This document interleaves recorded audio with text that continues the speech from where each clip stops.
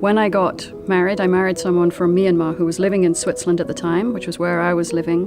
But Myanmar was a country that I had never visited and really knew nothing about, except in the context of some vague history.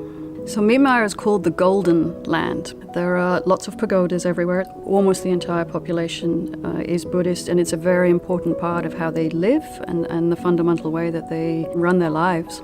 My husband and I, one time a few years back, we were planning to be in Myanmar, and we wanted to get a Buddhist blessing for our wedding anniversary.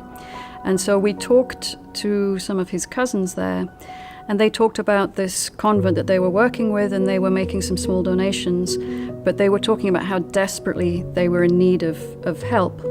And so we went to visit the convent. It has about 100 nuns. About 90 of them are less than 13, many of them as young as 4 or 5.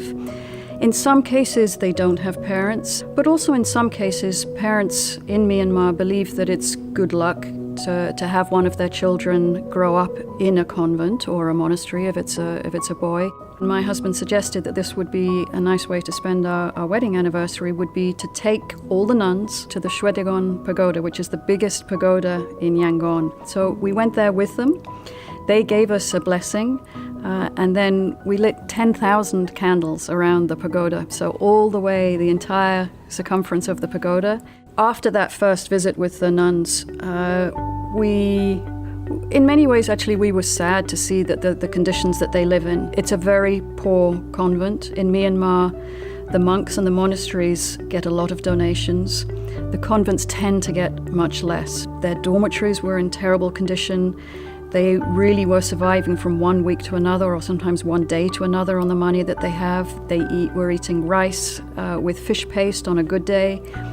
They share toothbrushes. They have nothing of their own. And when we saw this, we wanted to help them. And so we've been back every few months.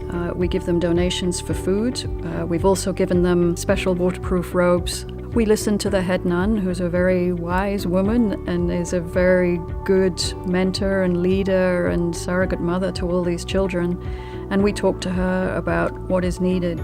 But they do depend on it now, and so we've now made a long-term commitment, and for the foreseeable future we plan to continue to support them. Although I want to help them, I don't want to change their lifestyle. They also, through Buddhism, get an appreciation of what really is important in life. When you're with them and you arrive and they smile, and when it's the rainy season and it's pouring down and they're wet and they smile, and they have nothing and they smile, and they pray, and they have to get up at 4 a.m, and they do their chants and they do their prayers, and they have an inner peace. They have to help cook, they have to help clean, and they never complain and they never cry. And so they have a lot of lessons to teach all of us. Inclusion and diversity are a very important part of how we think about things at Cargill, but he has been a real-life example of how I went in initially with certain views about what would make a child happy, and I think I've changed that and changed my idea about how we should treat others and how we should understand other cultures.